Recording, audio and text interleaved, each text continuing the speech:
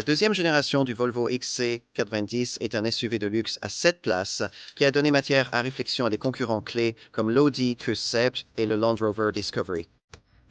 Sûr, efficace, intelligent, pratique et élégant, il a permis à ce constructeur suédois de retrouver sa place en tant que marque automobile véritablement prestigieuse. La version considérablement révisée propose un style un peu plus élégant et un habitacle plus moderne. Elle mérite vraiment qu'on s'y intéresse.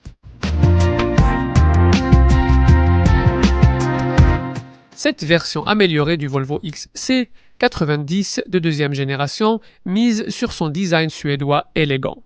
Nous allons l'examiner ici. En plus de 2 décennies de commercialisation, le Volvo XC90 s'est créé une niche que ses concurrents ont eu du mal à pénétrer. Il n'a jamais été très sportif ni ressemblé à un SUV. À la place, son ambiance suédoise détendue et cool a parfaitement séduit de nombreuses familles qui ne se souciaient pas de ces 2 extrêmes lorsqu'elles choisissaient leur grand crossover 7 places. À tel point que le tout premier modèle de première génération est resté sur le marché pendant des années. Sorti en 2000, 2 vendus jusqu'en 2014.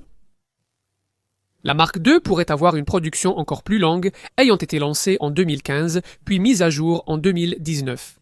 Vous pourriez penser qu'un remplacement complet serait envisagé. À ce stade, mais même avec le soutien massif du chinois Geely, Volvo n'a tout simplement pas les fonds nécessaires pour offrir cela tout en développant en même temps des modèles à 100% électriques de taille similaire. À la place de l'ETX 90, nous avons une légère mise à jour de la deuxième génération du XC 90 avec un design plus affûté et une technologie d'écran de cabine améliorée. Mais cela suffira-t-il à garder ce modèle Mark II actuel?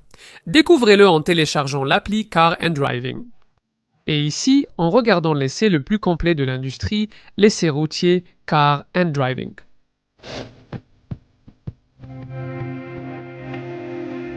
Il est difficile de ne pas ressentir une légère insécurité écologique de nos jours lorsqu'on conduit un grand SUV de luxe. Mais ces derniers temps, les marques qui les fabriquent ont beaucoup fait pour améliorer l'efficacité de leurs produits. Différents types d'électrification sont désormais la norme dans ce segment. Et depuis la dernière fois que nous avons filmé ce XC90 lors de son premier estylage en 2019, le moteur diesel, qui soutenait presque entièrement cette gamme de modèles, a été banni. Même l'ajout de la technologie hybride légère à l'ancien bloc diesel 2 litres n'a pas suffi à le sauver. La technologie hybride légère reste sur la version essence principale, B5, combinant le moteur 5 Volvo 2.0 L, 4 cylindres à une batterie 48. 5. Un système de récupération d'énergie cinétique et un démarreur-générateur intégré. Ce modèle à transmission intégrale offre 250 chevaux et 360 Nm de couple passe de 0 à 100 km/h en 7,7 secondes et atteint la vitesse maximale de 180 km/h commune à toutes les Volvo. Dans une B5X C90, le système de récupération d'énergie cinétique récupère l'énergie excédentaire lors du freinage ou du relâchement de l'accélérateur et la stocke en électricité dans une batterie supplémentaire dans le coffre. Cette électricité peut améliorer l'accélération, soutenir le stop-start ou alimenter les fonctions auxiliaires. L'objectif n'était pas de proposer des phases tout électriques comme une Prius, mais d'améliorer l'efficacité du moteur via des transitions plus fluides entre conduite, croisière et arrêt. Tout cela a été possible grâce aux révisions de la boîte automatique et au premier système de freinage électrique de la marque.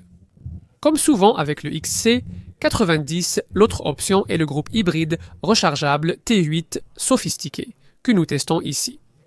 Comme avant, le moteur T8 est turbocompressé et suralimenté. Il combine 310 chevaux du moteur thermique avec un moteur électrique de 145 chevaux, offrant ainsi 455 chevaux et un couple de 709 Nm. Cela permet de passer de 0 à 100 en 5,4 secondes, bien que les 2295 kg à vide atténuent quelque peu l'urgence de cette performance. Nous espérions une batterie hybride rechargeable plus grande avec cette mise à jour, pour offrir au T8 une autonomie électrique comparable à celle des autres hybrides rechargeables du segment, de Mercedes et BMW. Mais le même pack de batterie lithium-ion de 18,8 kWh reste offrant jusqu'à 44,1 miles d'autonomie électrique pure selon la norme EAUER lorsque la batterie est complètement chargée. Dans ce T8, il y a 5 modes de conduite: hybride, puissance, pure, tout-terrain et transmission intégrale. Sur toute la gamme XC90, il n'y a aucun changement dans la dynamique de conduite dans le cadre de cette mise à jour, à part quelques ajustements qui ont été faits pour assouplir la suspension passive. Peu de clients apprécieront réellement cela, car au-dessus de la finition de base, ce système a été abandonné au profit du bien supérieur pack châssis Actif Fourcé, qui vous offre des amortisseurs adaptatifs aux 4 coins et une suspension pneumatique électronique. Ce système est presque indispensable avec le XC90, il améliore nettement la conduite et complète l'excellent raffinement en croisière, répondant ainsi aux exigences du standard exécutif. Bien que ce Volvo ait un moteur 4 cylindres dans un segment dominé par les 6 cylindres, son système Pilot Assist de série propose une technologie de conduite autonome sur autoroute. Peu de gens conduiront une telle voiture sportivement, mais les clients ne voudront pas non plus qu'un SUV de luxe paraisse lourd ou maladroit. Il ne donne pas cette impression grâce à son équilibre entre confort et agilité permis par la plateforme évolutive de Volvo, légère et rigide. Il ne peut pas rivaliser avec une Kia ou un X-Zinc sur des routes sinueuses. Cependant, on ne s'y attend pas vraiment, et l'adhérence comme la traction reste bonne. La direction n'est pas très impressionnante, quel que soit le mode choisi, souple ou ferme. Il y a un certain potentiel pour des capacités tout-terrain modérées, mais évidemment vos ambitions hors piste seront limitées ici par la garde au sol de 231 mm, et ce modèle T8 ne pourra même pas traverser de l'eau si elle dépasse le bas des seuils. Plus important peut-être, la capacité de remorquage pour les deux variantes est évaluée à 2,4 tonnes.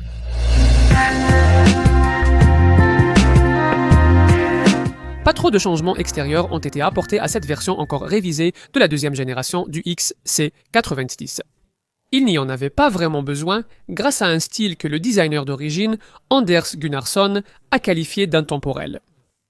La forme, bien qu'imposante, est bien proportionnée pour paraître aussi compacte que possible. Beaucoup de grands SUV de luxe paraissent massifs et intimidants, mais pas celui-ci. Mais il a été intelligemment développé. Si vous connaissez la deuxième génération du XC90, vous remarquerez immédiatement la face avant révisée de ce modèle, avec une calandre plus élégante et des phares à LED de Thor's Hammer redessinés. De plus, le capot est plus sculpté, les ailes avant revues et le pare-choc avant inférieur plus épuré. De côté, les changements de cette mise à jour sont discrets, mais un propriétaire remarquera les nouvelles jantes plus élégantes. Les tailles vont maintenant de 20 à 22 pouces. Ici, nous avons les jantes de 21 pouces. Sur cette version T8, il y a aussi un nouveau look pour le port de recharge. De profil, ce XC90 continue d'afficher un aspect résolument pratique et peu sportif, mais il parvient tout de même à dégager une certaine prestance grâce à la ligne d'épaule marquée sur le haut et au pli prononcé en bas qui donne du relief au flanc.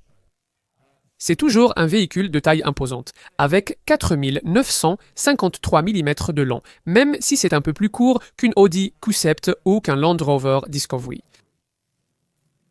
À l'arrière, le style, reconnaissable parmi les SUV de luxe, est typique du XC90 avec ses feux arrière 3D désormais assombris par cette mise à jour. Ils mettent en valeur la ligne d'épaule distinctive de la carrosserie et encadrent le haillant remontant jusqu'à ce becquet de toit élégant. Mais les mises à jour les plus importantes se trouvent à l'intérieur. L'habitacle de cette Volvo a longtemps figuré parmi les meilleurs. Ça l'est toujours. Ici, installez-vous au volant.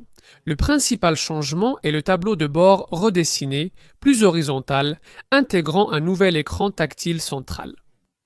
Celui-ci est passé de 9 à 11,2 pouces. Il est plus réactif, il a une résolution plus élevée et il emprunte son logiciel Google Automotive au système utilisé dans LSU X90, permettant des mises à jour à distance. Il y a aussi un système d'exploitation de l'écran plus facile d'accès. De plus, la console centrale a également été repensée et propose désormais un porte-gobelet 2+1, avec de la place pour une canette fine supplémentaire. Il y a aussi un nouveau chargeur de smartphone sans fil, plus facilement accessible. Les systèmes d'éclairage d'ambiance et de caméra à 360 degrés ont aussi été améliorés. Nous avons apprécié l'expérience à l'avant de l'habitacle de cette deuxième génération du XC90 lors de nos essais en 2015 puis en 2019, et c'est toujours le cas. C'est vraiment très agréable en effet, à l'origine le travail du designer britannique Robin Page, qui a créé un habitacle simple, élégant et très épuré. Vous êtes assis assez haut avec une vue dominante vers l'avant, et les larges sièges avant offrent un excellent maintien. La plupart des modèles profitent de superbes inserts en frêne et, en montant en gamme, d'une planche de bord cousue main, d'une sellerie en cuir Nappa et sans doute du meilleur système audio du segment SUV. Ce système Bowers et Wilkins de 18 haut-parleurs et 1400 watts vous ravira à coup sûr. La plupart des modèles ont ce levier de vitesse en cristal Aureforce élégant, mais seul le modèle le plus cher propose l'affichage tête haute. Ces deux fonctionnalités, ainsi que l'écran conducteur de 12,3 pouces, proviennent de la version précédente. Il peut s'afficher en mode minimaliste ou avec la carte de navigation. Sur la version T8 en mode pur ou hybride, le cadran virtuel droit passe du compte-tours à un écomètre. C'est astucieux, mais dans l'ensemble, il faut dire que cette configuration d'écran n'est pas aussi personnalisable que ce que l'on trouve ailleurs dans le segment. Mais qu'en est-il de la principale mise à jour de cet habitacle? Le nouvel écran central Android Automotive, eh bien, il n'est pas aussi bien intégré à la planche de bord que l'ancien moniteur Sensus plus petit. Il ressemble maintenant un peu plus à une tablette collée, mais le format portrait qui subsiste fonctionne bien et permet d'atteindre facilement les quatre coins de l'écran sans trop d'efforts.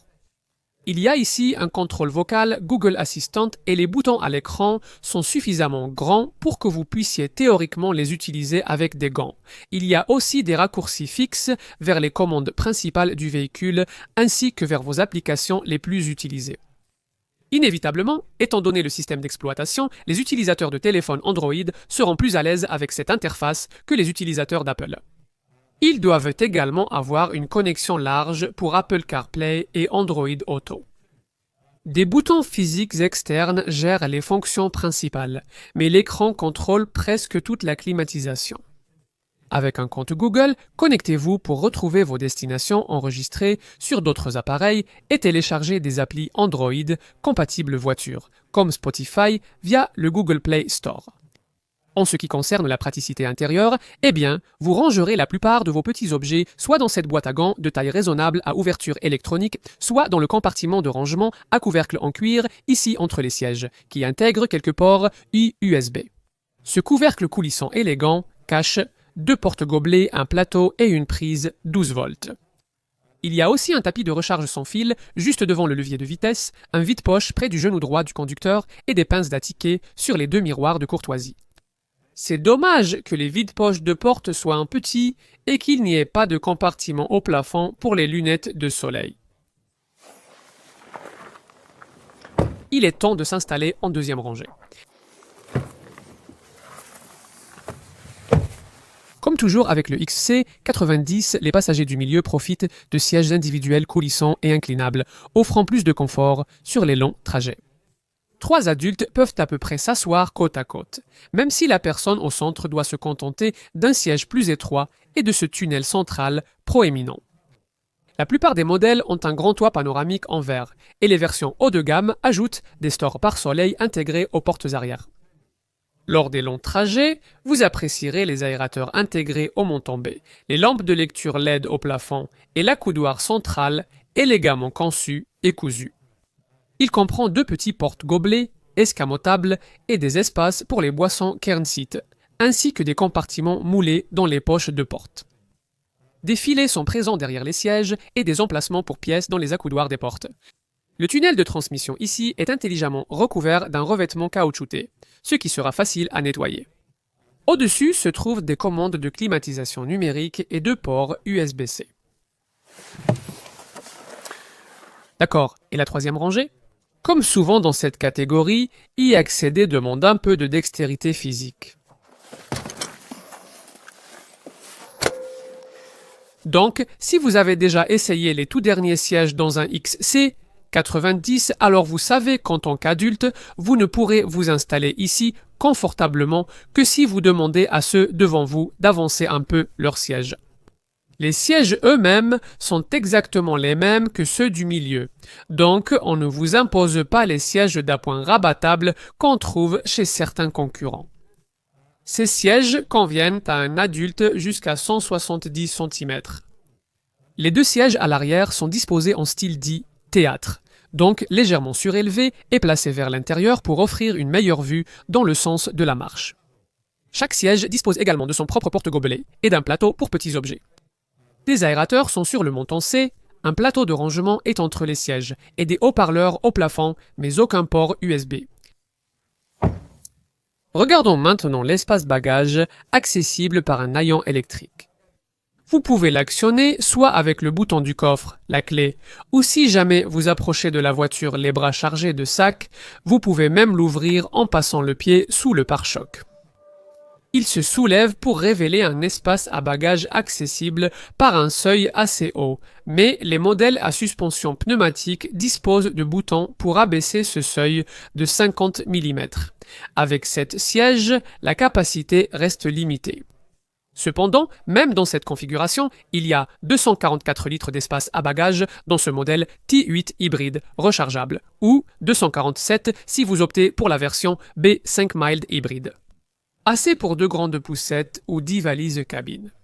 De plus, vous avez des compartiments dans les parois latérales du coffre, une prise 12 volts des crochets rétractables pour sac de course, 4 points d'arrimage argentés et un compartiment sous le plancher, dont la taille est plutôt réduite sur ce modèle, PT8.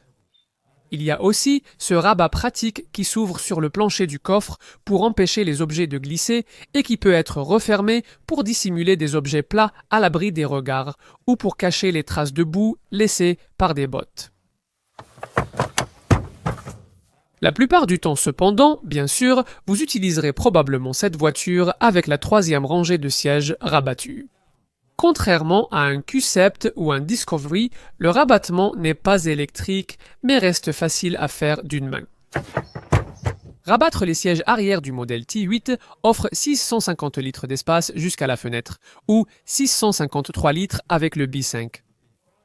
Dans tous les cas, vous pouvez améliorer les chiffres que nous avons mentionnés en avançant les sièges de la 2e rangée si vous avez des passagers au milieu qui ne se plaignent pas, ou en redressant un peu plus les dossiers de la 2e rangée. Gagner de l'espace implique de rabattre la rangée du milieu. Sur ce modèle T8, cela libère 1130 litres jusqu'à la ligne de fenêtre. C'est 1139 dans la B5. Tous ces chiffres sont très compétitifs dans leur catégorie.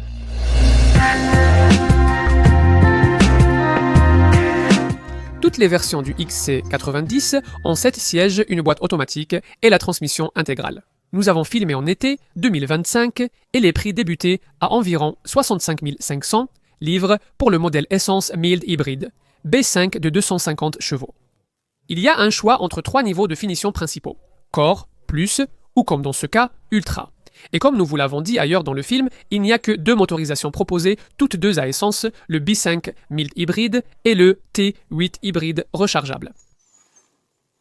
Quant aux concurrents, eh bien, il est désormais difficile de trouver un véritable équivalent à ce XC90. Le Land Rover Discovery a un prix de départ à peu près équivalent à celui d'un XC90 B5.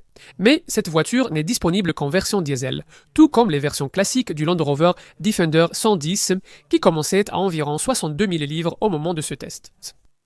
L'Audi Q7 paraît d'abord un rival direct, mais la version 55T FSI Essence offre bien plus de puissance, 340 chevaux que le XC90 B5 et coûte plus de 6000 livres de plus. Le Q7 n'est pas non plus un véritable concurrent de ce Volvo en version hybride rechargeable, car l'Audi ne propose pas cette place.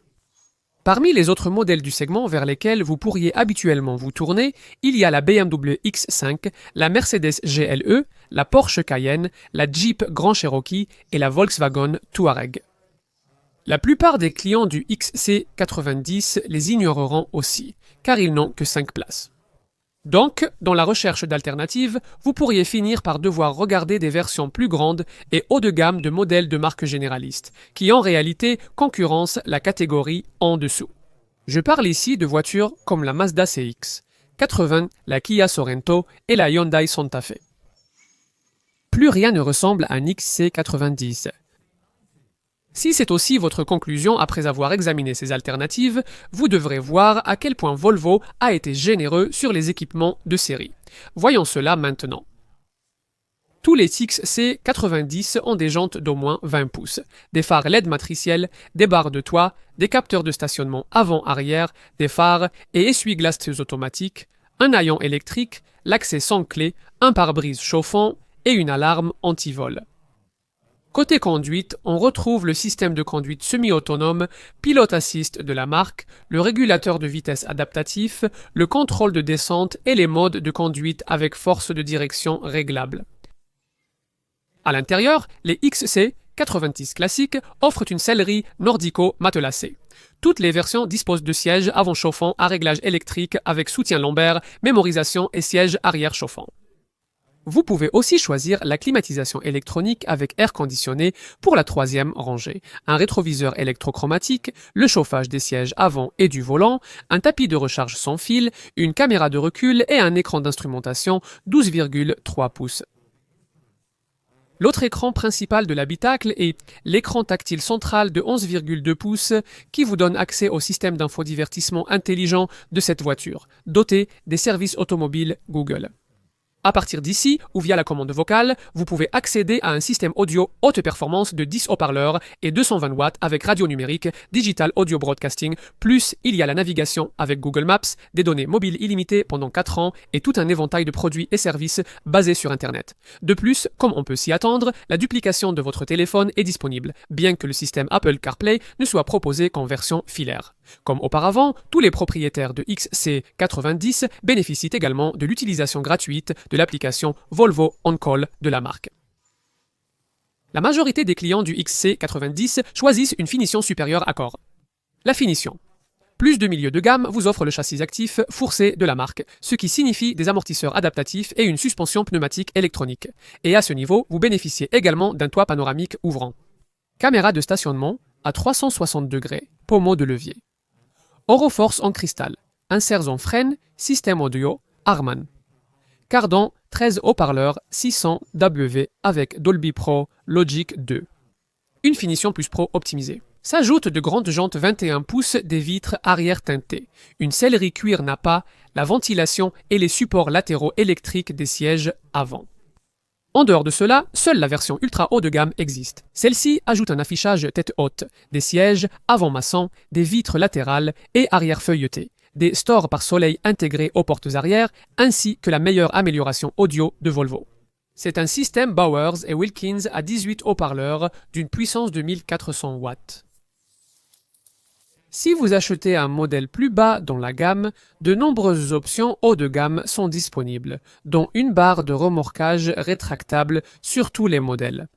Avec la finition Ultra, vous pouvez même opter pour des jantes de 22 pouces. Comme souvent dans ce segment, barre de toit, marchepied, tapis de coffre, bavettes et accessoires pour animaux sont aussi proposés. N'oubliez pas cependant que, sauf si vous choisissez la seule couleur standard de la gamme, le vapor métallisé sur votre XC90, vous devrez payer Volvo un supplément pour votre choix de teinte de peinture. Passons maintenant à la sécurité. Voici une statistique extraordinaire. Depuis que le Volvo XC90 est en vente au Royaume-Uni, depuis 2002 pas, une seule personne n'a été tuée en le conduisant. Et aucun passager n'a été tué dans un accident de XC90. C'est tout simplement, selon les statistiques officielles du gouvernement, la voiture la plus sûre sur la route aujourd'hui. L'entreprise poursuit ses ambitions en matière de sécurité avec l'objectif le plus audacieux et le plus ambitieux de toute l'industrie, que personne ne soit jamais tué ou gravement blessé dans une nouvelle Volvo. Atteindre cet objectif signifie bien sûr qu'il faut une toute nouvelle norme de sécurité et il y a effectivement une liste exhaustive d'équipements de série pour vous protéger. L'assistance au freinage d'urgence est combinée au système City Safety avec assistance à la direction qui inclut la détection des piétons et des cyclistes, l'alerte de collision frontale avec freinage automatique complet et freinage automatique arrière. Un autre système est la fonction de freinage automatique qui s'active si un conducteur s'engage devant un véhicule arrivant en sens inverse. Il y a aussi la protection en cas de sortie de route. Pour le cas où vous déviez sur la bande d'arrêt d'urgence, l'atténuation de franchissement de voie opposée qui vous empêche de déboîter dangereusement pour doubler, ainsi qu'une aide au maintien dans la voie. Bien sûr, il y a aussi l'alerte de vigilance du conducteur, l'alerte de vitesse et la reconnaissance des panneaux de signalisation, ainsi qu'un ensemble complet d'airbags, y compris un airbag pour les genoux du conducteur. Il est cependant décevant qu'il n'y ait que 2 points d'ancrage ISOFIX pour les sièges enfants. La Audi Q7, comme d'habitude avec la marque, dispose de 5 points d'ancrage. Les structures des sièges avant ont été conçues pour s'effondrer de manière à protéger votre colonne vertébrale contre des blessures graves, tandis que la protection Whiplash Protection System habituelle de Volvo protège contre le coup du lapin au niveau du cou.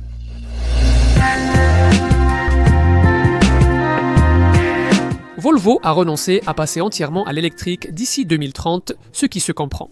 Les versions mild hybride et hybride rechargeable de ce XC 90 offrent autant d'électrification dans ce segment que la plupart des familles le souhaitent pour l'instant.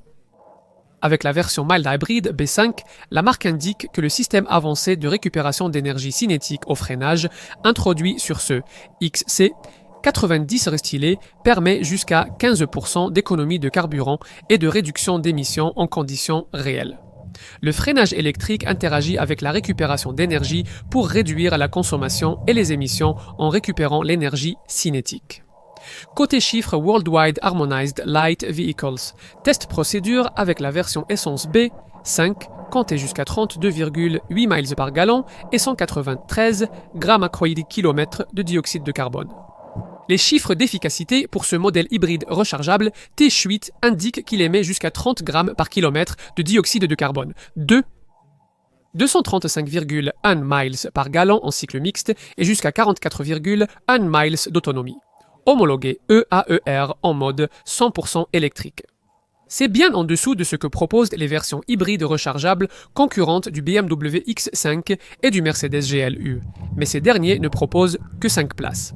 Alors que l'autonomie électrique de ce Volvo est au moins suffisante pour permettre, en théorie, de l'utiliser tous les jours sans jamais passer à la station-service, sauf bien sûr si vous devez effectuer un trajet plus long. C'est bien sûr en supposant que vous gardez la batterie lithium-ion complètement chargée. Les propriétaires peuvent acheter une borne de recharge chez Volvo qui rechargera leur voiture sur une alimentation de 16 ampères en environ 3 heures. Mais avec une recharge de 6,4 kW et une borne murale domestique classique, il faut compter environ 5 heures pour une charge complète à partir de 0. Si vous branchez sur une prise domestique classique, 3 broches 6 ampères, cela prendra 8 heures. Au final, pour justifier le surcoût conséquent de 9000 livres de ce modèle T8 par rapport à la version B5 Mild Hybrid à moteur conventionnel, il va vraiment falloir essayer de le recharger à chaque occasion. Sinon, vous vous retrouverez simplement à conduire un SUV essence lourd, même si une autonomie combinée correcte devrait être possible grâce au réservoir de 71 litres que partagent désormais tous les XC90. Si, en roulant, vous souhaitez privilégier la conduite tout électrique, vous pouvez sélectionner un mode de conduite pur, qui favorise le fonctionnement uniquement électrique, ce qui serait utile en environnement urbain, par exemple au quotidien. Cependant, la plupart des propriétaires de T8 rouleront en mode hybride, qui est le mode par défaut du groupe motopropulseur de la voiture. Dans ce réglage, le véhicule alternera automatiquement entre l'énergie essence et électrique. Même si nous doutons qu'un propriétaire de XC90 T8 atteigne les consommations officielles, l'essentiel est que le gouvernement y croit. Ainsi, les professionnels peuvent déduire jusqu'à 100% du coût de cette voiture de leur base imposable, et un contribuable imposé à 40% pourrait rouler en XC90 Titawet avec une note fiscale, avantage en nature de 9%, bien inférieur aux 37% du modèle B5. L'entretien est plutôt abordable, avec des intervalles annuels ou tous les 30 000 km. Des plans d'entretien sur 3 ou 5 ans, prépayés, sont disponibles pour vous aider à planifier votre budget à l'avance. La garantie est le forfait habituel de 3 ans ou 100 000 km. L'assurance est en groupe 36 pour la version B5 contre groupe 41 pour le T8 hybride rechargeable. Après 3 ans et 58 000 km, la dépréciation est estimée entre 47 et 53%. Maintenant, comme le prix demandé dépasse 40 000 livres, ce XC90 est soumis à une surtaxe de taxe sur les véhicules de 425 livres, portant la taxe annuelle à 620 livres entre la deuxième et la sixième année de possession. Ensuite, c'est 195 livres par an.